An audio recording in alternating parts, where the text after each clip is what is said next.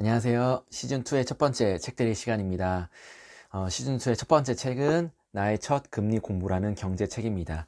이 금리라는 것에 대해서 요즘 제가 굉장히 많이 신경을 쓰고 있고 중요하다는 것을 느꼈기 때문에 금리에 대해서 한번 공부해 볼 겸 이번 첫 번째 책을 선정하게 되었고요.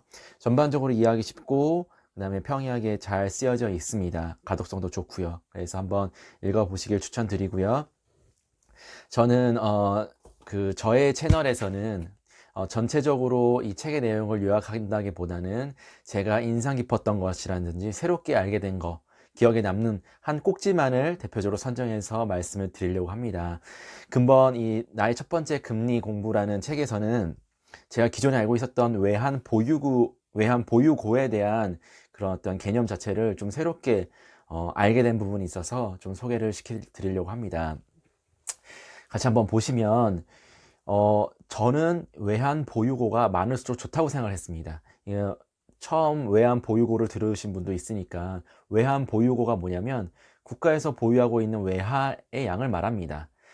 달러가 기축 통화이기 때문에, 그러니까 대표적인 그 화폐이기 때문에 달러의 보유를 대표적인 외환 보유고로 정의하고 있습니다. 그래서 우리나라에서 얼마나 많은 달러를 보유하고 있냐, 이것이 바로 외환 보유고의 척도라고 할 수 있습니다.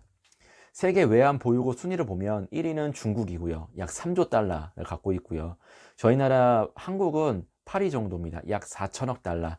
이 정도면 굉장히 많은 달러 외환 보유고를 가지고 있는, 비축하고 있는 나라라고 할 수 있습니다. 그런데 과연 이렇게 외환 보유고가 많다고 좋기만 한 것인가?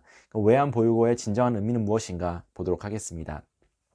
저희가 이 외환 보유고의 중요성을 깨달은 것은 바로 IMF, 1997년에 IMF를 겪으면서입니다.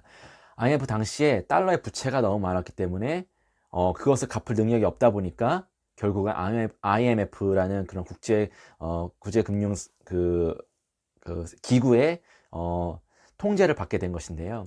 당시에 달러 부채를 갚을 만큼의 외환 보유고가 충분치 않아서 원달러의 급격한 상승, 다시 말해서 1달러에 막 2,000원 하는 그런 원화 약세를 겪게 됩니다.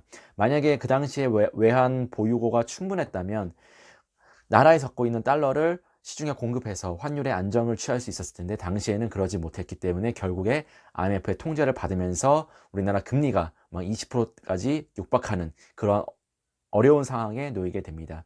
이러한 경험 때문에 외환 보유고에 대한 중요성을 인식하게 되었고, 외환 보유고, 즉 달러는 국가에 많으면 많을수록 좋다라는 그런 인식을 갖게 된 것 같습니다. 저도 또한 그렇고요. 그런데 그럼 이 외환 보유고가 어떻게 만들어지는지 그 어떤 원리, 그 배경을 보게 되면 결코 많다고 좋다고만 할 수는 없다라는 생각이 들게 됩니다. 하나의 예시로 A전자가 있습니다. A전자는 수출을 통해서 약 1억 원을 벌었습니다. 그래서 국내 1억 원을 갖고 들어왔겠죠.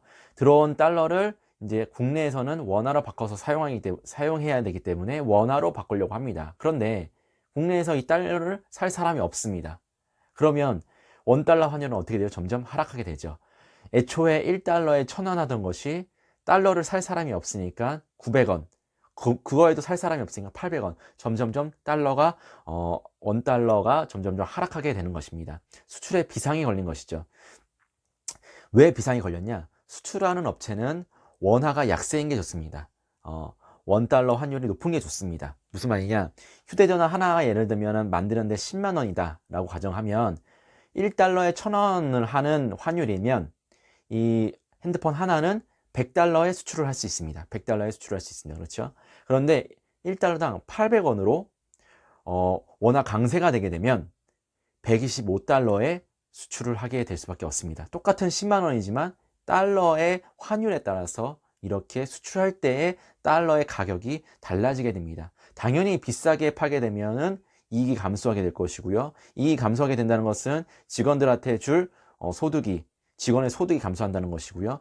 소득이 감소하면 시장 전반의 소비가 위축되게 되고, 위축되면 경기가 불황하게 되고, 그것이 점점점 악순환을 반복하게 되면서 끝없는 디플레이션으로 가게 된다는 것입니다.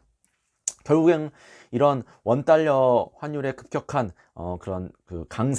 원화의 강세를 막기 위해서 국가에서 달러를 결국은 사게 됩니다. 어떻게? 국가에서 국채를 발행합니다.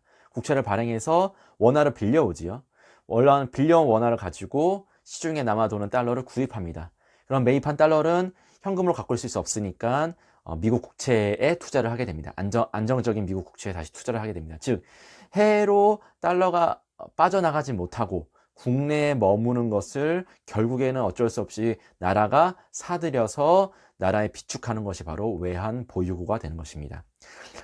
가장 이상적인 것은 해외에 투자하고 싶은 개인이나 기업이 많아져 가지고 달러의 매매가 자유롭게 발생하는 것. 그래서 결국 국가에서 나서지 않아도 달러의 매매가 자유롭게 이루어지는 것이 이상적이라고 할 수 있습니다. 왜냐하면 나라에서 자꾸 외환 보유고를 늘린다는 어떤 목적이라기보다는 달러가 많기 때문에 외환 보유고를 비축하게 되면 뭐 환율 조작국이라는 그런 오해도 받을 수 있기 때문에 그것이 안 좋다고 합니다. 일본의 예시를 볼까요?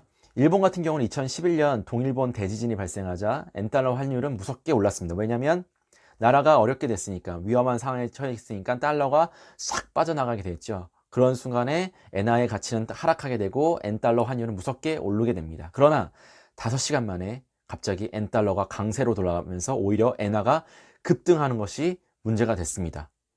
1달러에 뭐 82엔화 하던 것이 갑자기 75엔, 이렇게 엔화의 강세가 오히려 발생하게 된 것입니다. 이유는 뭐냐면 일본의 개인들은 해외 자산의 비중이 높습니다. 그렇다 보니까 국내에서 위기 시에 돈이 필요할 때에는 해외 자산을 팔아가지고 달러를 가지고 들어와서 시중에 달러로 공급하고 엔화로 바꾸게 됩니다. 다시 말해서 달러가 빠져나가는 것을 개인들이나 기업들이 오히려 해외 자산을 팔고 달러를 국내에 갖고 들어오면서 국내 달러가 많아지면서 다시 엔화 강세가 되는 것이고요. 그리고 또 하나 경제 위기가 왔을 때, 그러니까 이런 동일본 대지진이 왔을 때 엔화가 급격하게 약세가 되면서 그 환차익을 노리기 위해서 달러를 가지고 와서 엔화로 바꾸면서 그 환차익을 노리는 사람들도 있음으로써 달러가 국내에 안정적으로 공급을 하게 되었던 것입니다. 그래서 국내에 달러가 많아지면서 엔달러 강세가 발생하게 된 그런 사례를 볼 수 있습니다. 즉 외환 보유고가 어느 정도 있으면 우리에게 위기 시에 긍정적인 역할을 할 수 있지만, 반대로 얘기하면은 우리나라에 달러를 소비할 수 있는 그런 그러니까 해외에 투자하는 그런 개인이나 기업이 없다 보니까 결국에는 그것을 남아도는 달러를 원달러의 안정적인 어떤 그런 환율을 위해서 나라가 구입을 하게 되는, 그래서 외환 보유고로 비축하게 되는 것이 바로 외환 보유고의 진정한 어떤 의미라고 할 수 있겠습니다.